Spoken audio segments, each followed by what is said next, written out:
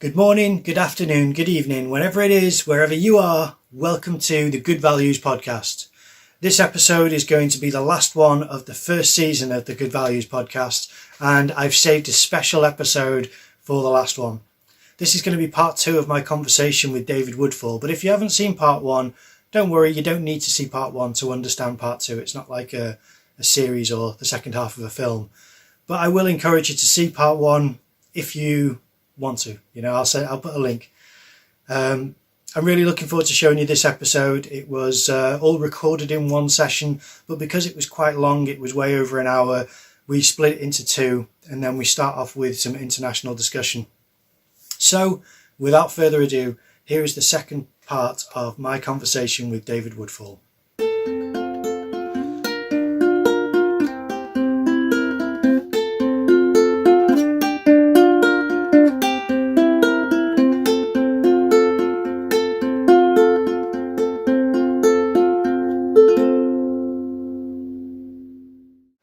We've got one of my photographs that has been remembered, I guess, of a car dump in the USA, and I can talk about that briefly to show how I work. Please, the audience will be wondering what we're looking at behind. Well, I lived in North America, in Montana for a summer. I've been there quite a few times already. I've done about 12 trips throughout the USA, road trips. I was very inspired by John Steinbeck, whose book Grapes of Wrath changed my life and my politics when I was 14. So I lived in this little town 50 miles north of Yellowstone called Livingston. And every time I went to the next town, Bozeman, on my right side from the freeway, I noticed 5 cars peeking over the bluff with headlights showing. And it really intrigued me. So I went to Bozeman a lot because there was a great jazz and blues and folk music archive there, bookshop, Fargo's, and great postcards, books. And one time coming back, I'd always come on the main drag onto the interstate. And I went on the other one, random choice again. And that's why random is really important. Because you keep doing the same thing, you'll get the same answer. So I came off, and there was a gas station on the edge of the prairie. And there was 50 cars strung about behind the gas station. And then the hairs on the back of my neck kept coming up. And I thought, wait a minute, there's a mile between those cars and those 5 cars. So I went down a little track in my car. Now, it's a really important thing to adhere to when you're in America. When you're on someone else's land, you never, ever take your camera out because you'll be shot. So it's an important rule. So I came to a bluff, stopped the car, walked up onto the bluff, and that's exactly what I saw. In fact, it wasn't exactly what I saw. There was a 50-acre car lot hidden in the folds of the prairie. As I noticed this, I could see there was a wrecking shed with a guy and a German Shepherd watching. This guy and the German Shepherd seems to follow me around throughout my life. It does. That's a consistent motif. So I walked straight up to him. Now, in America, everyone lies. No one, particularly in business. So people don't go on what you say, they go on body language, because it doesn't lie. So I walked straight up to him. I said, "Hi, I'm David. I'm an environmental photographer. I live on 8th Street." And I named the woman I was living with and where she worked. So he knew I was part of things. And I said, how would you feel about me taking a photograph? And I used the word take because with people like that, if you use make, they're kind of unclear what it wouldn't be part of their own vocabulary. He said, yeah, maybe. So he said, what do you want to do with the picture? Brackets. So I lied. So I said, I don't know. It's incongruous, really, isn't it? That's a really good word, there, which told me he didn't know what it meant. So he said, when do you want to take the picture? So I said, it's really nice now, isn't it? I'm busy now. Okay. So I said, is that your bungalow I've driven past? Yes. So I said, if I come one evening and you're not there, could I take some pictures then? You'll be sure. Okay. So I went back 2.5 months later, and Mike Adams said, where you been, David? He was concerned at the speed I wanted it for, because that told him if I wanted it quickly, I might be a threat to him. And those people are always really sharp. And now, people might think it's been compositionally altered. It hasn't. I used a 6x17 panoramic camera. You get 4 photographs to a row, so you have to be careful. That was 10 quid in those times. 6x17 is an incredible aspect ratio, isn't it? Very incredible, because it means you can communicate something on one side of the image and the relationship the other, in a way a square or a standard rectangle that you can't. So it changed everything. Yeah. And I could document relationships far better than I had previously, and it totally liberated me. And me being me, you know, I don't know how many rolls of film I used when I went back, perhaps 25. So that I made 100 photographs. And I walked amongst them and got close-ups. It was stupendous. That was really powerful. And what was even more powerful was a year later, and this is a message for the viewer and the aspiring photographer that's starting out. So I took my daughter back. Now, she'd seen the photographs, but when she saw the extent of it, it blew her mind, because nothing had prepared her for that. Because she thought she knew what she was going to see, but she didn't. And Tessney's a really smart person, very, very bright. And she was 10 or 11 at the time, and said, how did you know it was there, Dad? You can't see it from anywhere. So I just looked her in the eye and said, that's what Dad does. He goes down tracks with no prospect of anything. Yeah. And that's what you've got to do as a photographer. You're curious. That's the most important driving force. Forget about how angry you might be about some of the things you see. This was really positive, and it was hidden, so it wasn't a problem. Montana likes his clean reputation. So shortly after, I got a phone call from the Department of the Interior. It was used by the Sierra Club in San Francisco. Oh, wow. And they didn't like what they saw. Oh, didn't they? I started getting requests for prints from little villages, which I didn't respond to because it was suspicious, near to this place. So I didn't respond. And then I got the phone call from the Department of Interior in America, saying that basically I gave the impression Montana was a dump. Well, all I did was photograph what's there. The guy had a license to do it. He wouldn't have let me photograph. He didn't have a license. He knew exactly where this place was. He just wanted to trap me. Yeah. So I didn't. He said, well, perhaps you don't want to come back to America. And to be perfectly honest, at the time, I didn't. So I didn't respond. Yeah. And so he had nothing on me. So, and subsequently then, how that leads into a campaign. Mark Edwards, the environmentalist, had an amazing agency called Still Pictures. I had a little bit of work with him. And they chose Mark develop a project called the Hard Rain Project, which was using one photograph for every line of Bob Dylan's song Hard Rain's Gonna Fall. And I had a photograph in that. And at the time, it had been seen by 18 million people. Because Mark developed the idea from a concept by Jan Bertrand, the aerial photographer, who put exhibitions in outdoor places in cities. Wow. So there was no barrier for people to go into the hallowed ground of an exhibition centre. And so, and it was a really tough exhibition. It was desperate. I mean, I think my photograph of an aerial of a cloudburst and a rainbow in a rainforest in Venezuela was one of the few positive pictures. I think there was one other. But it's a desperately difficult song. Yeah. And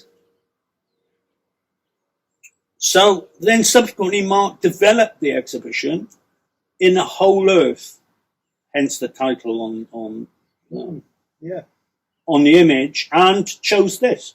So it's weird how then a photograph that started its life as almost a happy accident, but it's important to say that was my intuition, and that's what created it, to something that's used all over the world. And that's why I like working with people like Mark Edwards, because they're equally passionate to myself. But that's just how I work. It's often most people would have given up before I even get the camera out of the car or go on a walk. My approach is very, very different. So I work with Kenny Taylor. We've both been conservationists. In fact, Kenny Taylor still was a conservationist. And we decided, we met at a conservation officer conference in 1987 in Shropshire. And we both had exactly the same idea for a book about the relationship between people and the landscape. And it came to be known as Natural Heartlands. Now, I didn't finish that book until 96. So that was 15 years in the making. Wow. And again, I could fit in with my work. I knew what I wanted to do. Kenny, we'd talk about it. And I think we probably turned down more times than the Beatles, because it wasn't a book, issues in the landscape wasn't what people wanted to look at. They wanted to look at pretty pictures, which to me is an anathema. Didn't mean anything. No. It's just a pretty place. Yeah. Photography to me is about relationships. Yeah. So we develop ideas, concepts. I'd go all over Britain and Ireland. I kind of felt I'd been everywhere in Britain and Ireland for 5 minutes at that stage in my life. I was working much of the time. This is I remember working in Ireland in 1987. I just spent 2 weeks photographing people.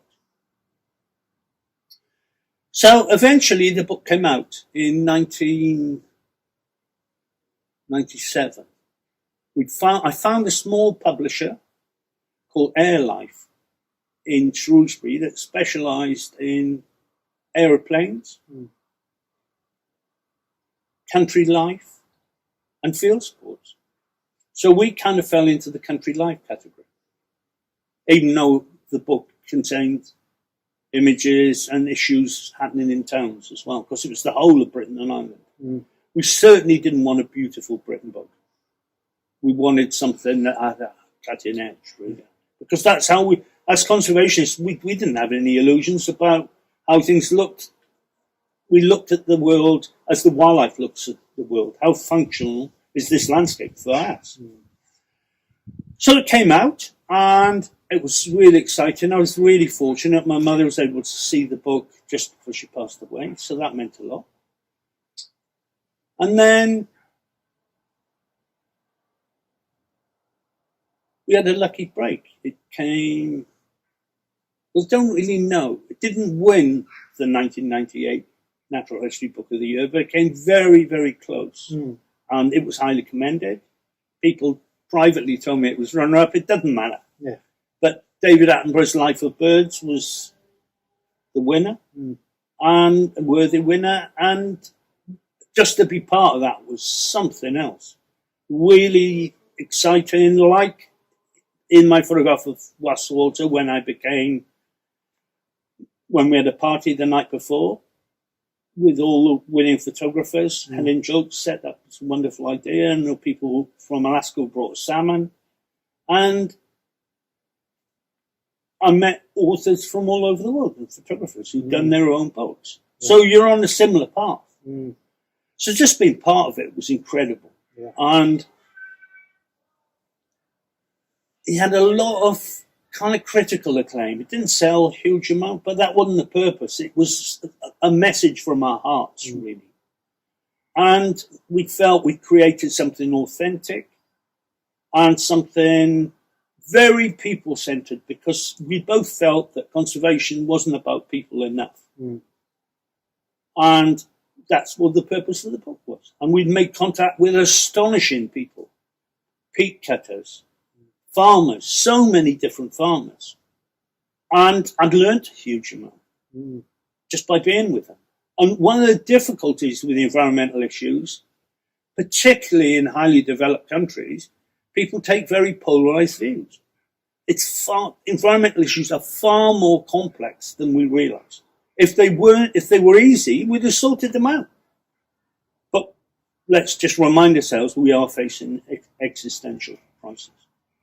I've heard that a lot of journalists struggle to publish environmental exposés because of the blocks from the BBC or Channel 4 or any kind of outlets are not so amenable to those types of stories, and they only want it within certain parameters and not anything which is a broader scope to show the actual fragility that we're facing. Yeah, the powers that be are the forces that be. Mm.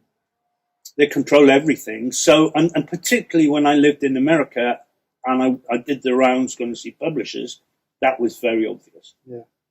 And, you know, and I took my hat off to people who'd inspired me, people like Neil Young and Bob Dylan and John Lee Hooker, and how they managed to overcome the prejudice on music that wasn't straightforward and da-dee-dee-dee to something that was fundamental about our existential crisis in the early 60s, and in John Lee Hooker's case since 1948. So, that's central to everything. So, how is it you choose the subject matter for your images? Going back to, because I knew I wanted to be a photographer about 1982, really. And one of the techniques I used, and the subject matter I chose, was to concentrate on landscapes, but to do them in a way that they were attractive, simple, but they contained a deep message. So it's like I wasn't ramming it in anyone's faces. This also had the additional plus of actually being suitable material for calendars sometimes. So you learn all those things by engaging. Yeah. You're learning the whole time. Yeah. And never have a fixed idea about anything. So I chose habitats of Britain and Ireland.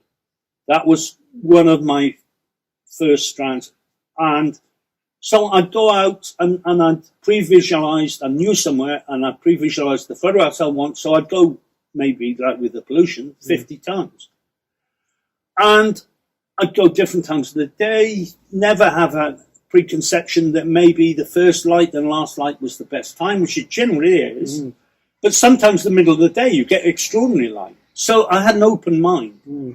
It made for a fairly obsessional person, me. And so I created, that was one of my canvases. And it kind of related very much to that first book. But it also related very much to the second book, which came out in 2002, which I worked with another photographer, Bob Gibbons. And we did a book called Flowers at My Feet, which is the title's taken from a John Keats poem. And we looked at the habitats and wildflowers of Britain and Ireland. And that was published by my now publishers, HarperCollins. And again, we were highly commended in the Natural History Book of the Year. So this time I got to meet E.O. Wilson, who is the doyen of ecologists. And that was a huge thrill. And I remember meeting him in London. He gave an amazing talk, and I introduced myself and I said, congratulations on winning the thing, but I'm so disappointed. And I then told him how I'd won an award in the States that year. And he said, okay, David, so you win over there, I win over here. And it was great. It just made me laugh. It took away my disappointment. But that's genius view. And that guy had it in spades. I mean, just extraordinary ecologist. And you learn from those people. And so that book, I had a technique of using wide-angle lenses, something I developed from an extraordinary photographer, Tony Evans, who had done The Flower in the Britain with Richard Mabey in the late 70s, early 80s. And Tony Evans was one of the true greats. And so you're learning all the time. You're open to techniques, seeing does it work for you? What does it mean? So we did that, but very much in the spirit of Tony Evans's work, and it's important to acknowledge it. And we went all over Britain and Ireland. I mean, that was an extraordinary journey. At that time, it was really fortunate for us. Photographers were properly rewarded. That's not something that now happens. That's changed, and that's a really important message that relates to people who want to become photographers. It leads into my next question, actually, which have you given any thought to what the future of photography might look like? Well, I can answer that. I've just bought a Canon R5 camera, which is an extraordinary piece of kit. It's going to revolutionize photography. Because you don't really need to. It's almost a disadvantage to be a photographer to use it. Really? It's all about programs. And of course, the problem with programs is that people become programmed. They become so predetermined, mechanistic. Almost removed from the process. Is it? And that process is so important in photography. And that's, to me, mechanistic is like a total anathema.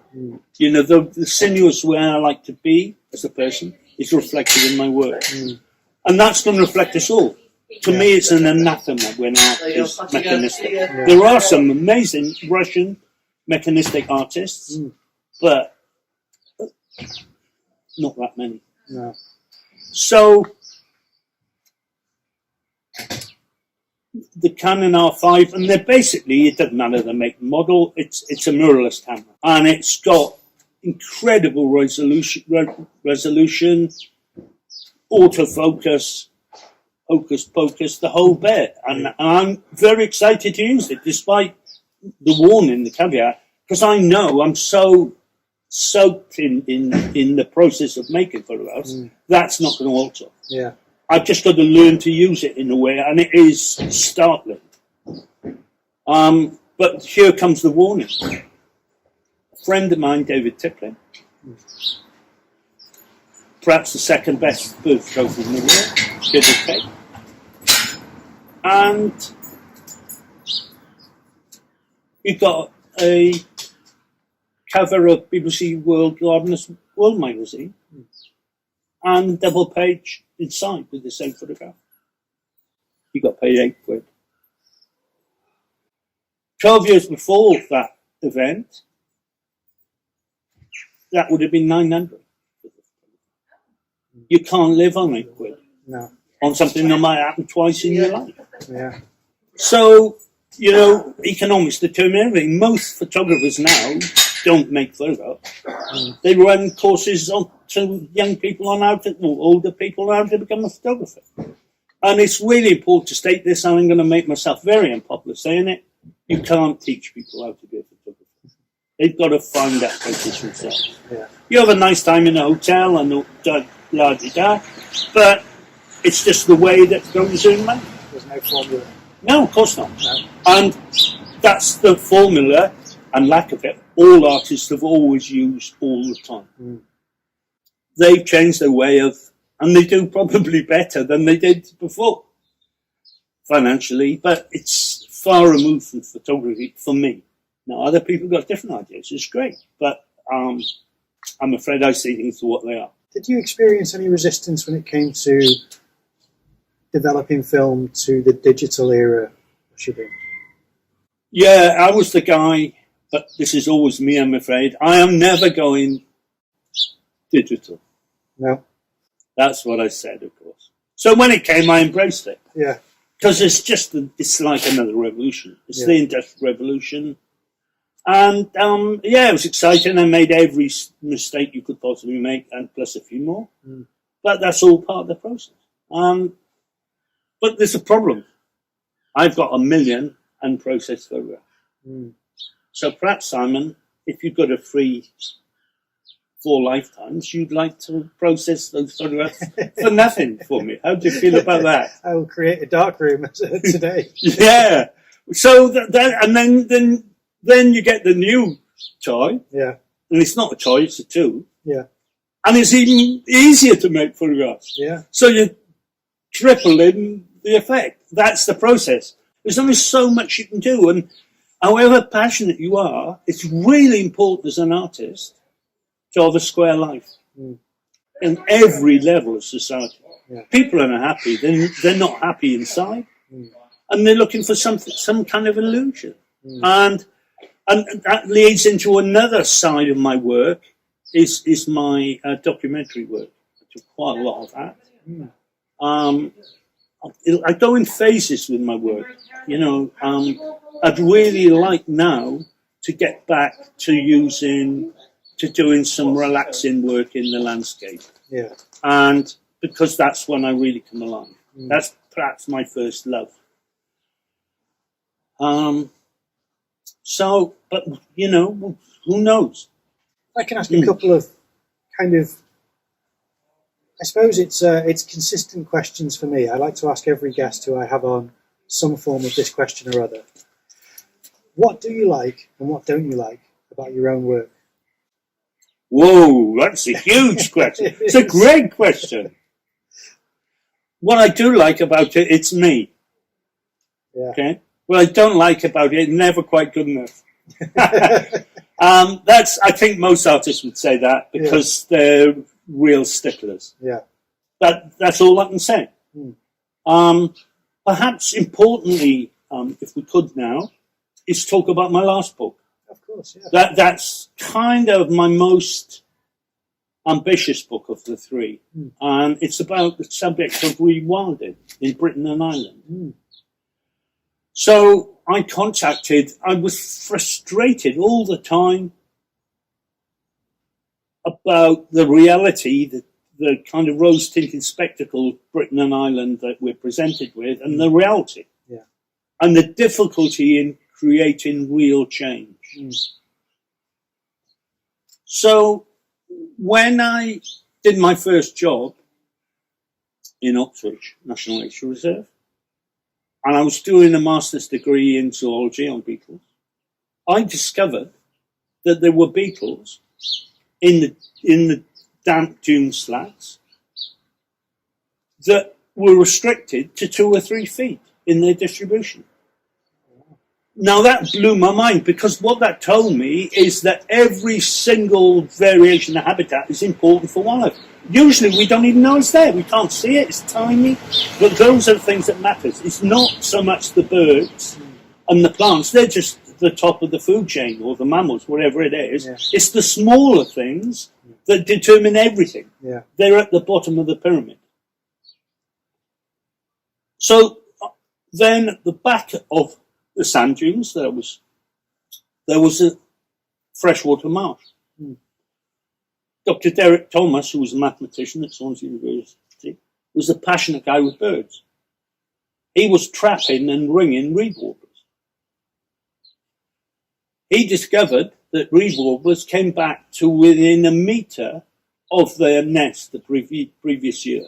Really? Now, whether at the time Derek or anyone else was aware of magnetic forces that birds use, we now know that's the case. Yeah. But what it tells you more than that is what the bird's journey is about.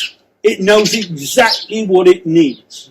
So every single square metre of the landscape is important for something. That is rewilding. Now, people get scared about rewilding. Particularly the agricultural community have been bombarded with how they should be living, that and that everyone's under pressure. We should be giving support to our farmers. Yeah. And unfortunately, some passionate conservationists have made farmers feel that they're doing everything wrong. They then become resistant to sensible change. But rewilding has got the possibility, because it's the way I interpret it and how we developed the book. We looked at individual authors, but in the end we went with 52 essays by different conservationists, from farmers to landscape ecologists to guitarists to poets, people involved in the whole community. And a lot of them disagreed with each other, and that's what we wanted. We wanted a book that reflected the complexity of the choices we were or could make. And it was great doing it. We worked on projects as diverse as NEP, rewilding project in Sussex, to a couple of women in the Cairngorms who never farmed before and bought 150 acres. Is that what, I was going to ask you if you could, for the audience, simplify what rewilding means. Right, well, they're in the simple answer to a simple question.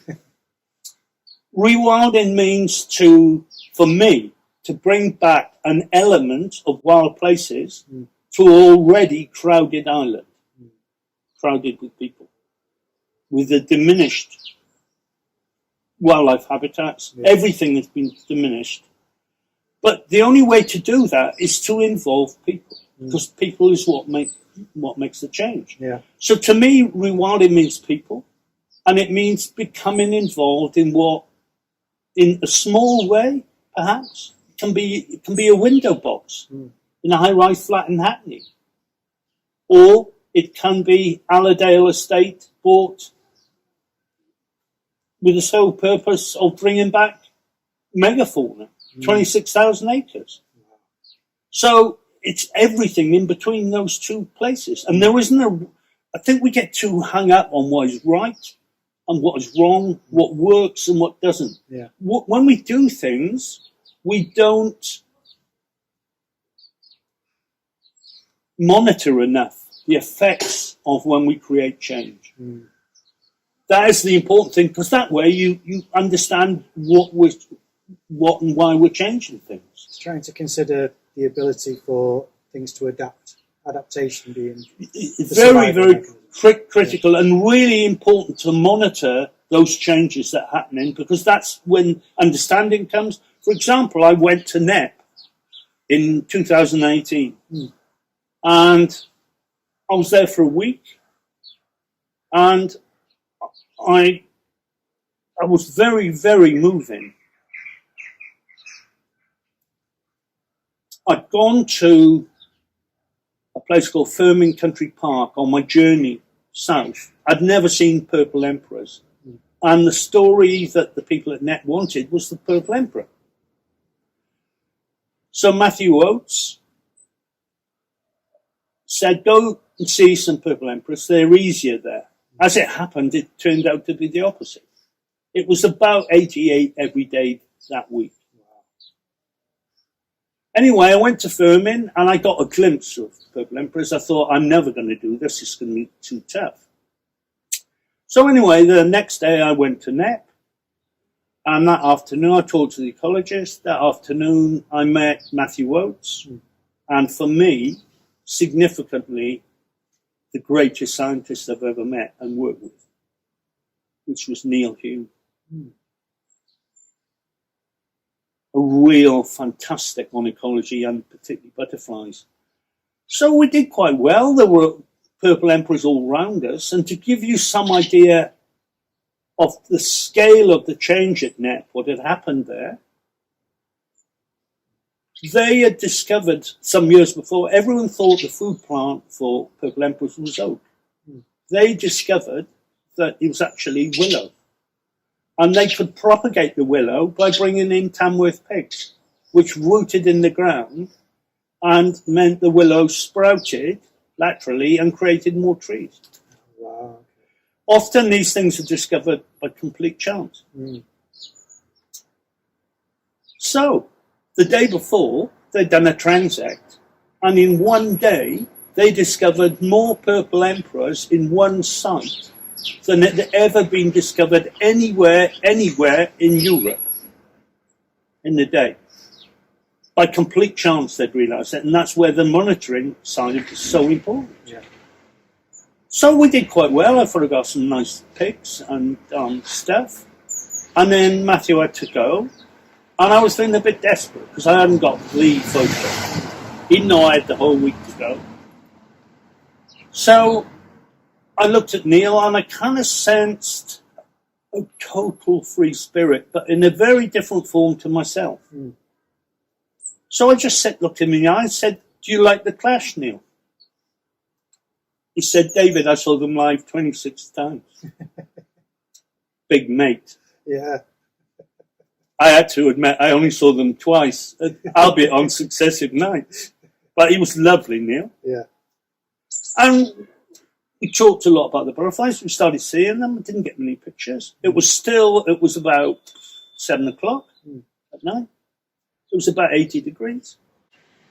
So we looked way up in the canopy, and there was a male purple emperor trying to mate with a female. After 45 minutes of this, Neil said, "She's not interested."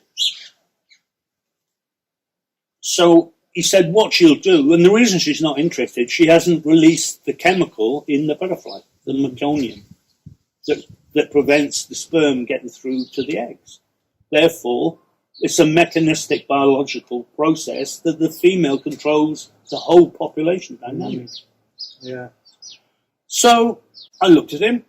I thought, well, I can't climb 60 feet quickly up an oak tree to get these pictures. So he said, "What she'll do, David, is she'll fold her wing to get rid of the male's advances. She'll fold her wing and drop to the ground like a stone." That's exactly what she did. Oh, wow. It was incredible. When it happened, Neil ran to find out where she dropped. And he got there just after the butterfly. And we watched her for about 15 minutes in the grass. Yeah. And then he looked at me and I said, "David, I'm going to try something." So I said, "On the rose bush," there's a wild rose there. So he got it on his finger. And then he put on the bush. It was 8 o'clock at night. The light was extraordinary. I made 2,000 photographs. Oh, wow. So, and then a similar event I was in Neffin Beg, which is one of the biggest areas of peat bog in Europe, on the western fringes in County Mayo. And we'd had a dull, Helen Callaghan, the officer for the National Park, Susan Callaghan, really sorry, Susan. And I walked out on the peat bog and sat for about 2 hours, and it didn't change one iota. So I made a few pictures, didn't really get what I wanted. But that's the only time. I was going back to Britain the next day. Yeah. As we were walking off the bog, I put my foot down and almost stepped on a huge beetle. And I made a series of photographs. There was a bit of jostle between Sue and me to get the photographs I wanted, and for her to get the ones I wanted. And of course, the Irish usually win in those situations. But I got what I wanted and was thrilled. Yeah. And then within 10 minutes of getting back to the visitor centre, she'd sent her images to her friend who identified it. That peatland specialist occurred in 4 places in Britain. Really? So, again, totally random. Yeah. And you're talking about a couple of 100,000 acres. So, a big area. And we'd found this, and that's the miracle of just being alive and being out there. Can I ask about, it's a bit of an environmental question, but I was curious, a lot these days you hear of companies and very wealthy individuals talking about carbon offsets. And I've been hearing discussions about how the carbon offset is, it sounds nice, but when you plant trees, what you don't have is the fungal ecology that takes hundreds of years to develop. And we're very reliant upon that for the CO2. Exactly. It's going back to life being very much more complex. The environment is ultimately the ultimate in complexity. I'm concerned about carbon offsets because it's linked to money usually, and it's a very convenient way of making us feel good. In theory, it's great. Yeah. You mentioned tree planting. For example, historically, most of our best bogs were planted with trees, which means that it's, in some cases, fatally damaged those peat bogs' ability to reduce the CO2 escaping and causing climate change. Yeah. What people are now doing, you never ever plant trees on peat bogs because you reduce their ability. They're the only hope we've got. And ironically, that's going to be my next book. Oh, fantastic. On something I've worked for 35 years on peat bogs. Yeah. And when I was a conservationist in Chat Moss in Lancashire, we worked with Fisons who had the license to protect these places and then exploit them for peat. And we struck a deal, and that's what controls the amount of CO2 that's turned to the atmosphere. So what conservationists are now doing is actually blocking all the ditches that Fisons neatly created to drain them and return them to re-wet them, re-wild them, if you like. The word almost doesn't matter. Yeah.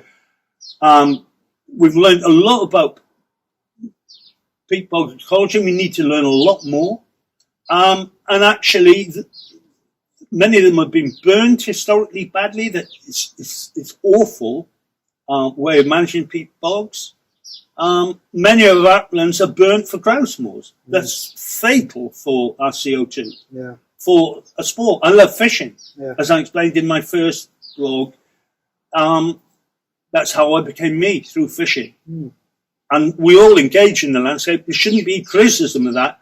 But I think we've got to make hard decisions now about how important carbon is to retain it in the ground. Yeah. Because otherwise, we're floating to Mars. Yeah. This is a question that I ask every guest that I have without fail.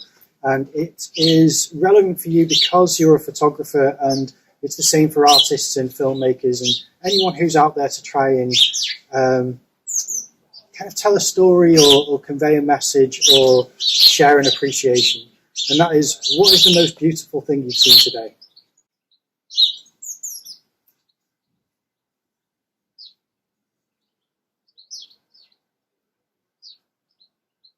The sun coming up. Did you see the sunrise? Did you? Yeah. Oh, fantastic. How beautiful. Yeah. That's lovely. And I saw it on the way to going swimming. Yeah. And that's how I keep myself fit, healthy. Sunrise. That's fantastic. Well, thank you so much for being a guest. It's been an absolute pleasure. And I'll be sure to feature you again on the channel because this is a fascinating conversation. And it's ongoing, as you well know. We've got so much we could talk about, but we've covered a lot. Thank you very much. Thank you. All right. That's it. Thanks for watching. It's a wrap.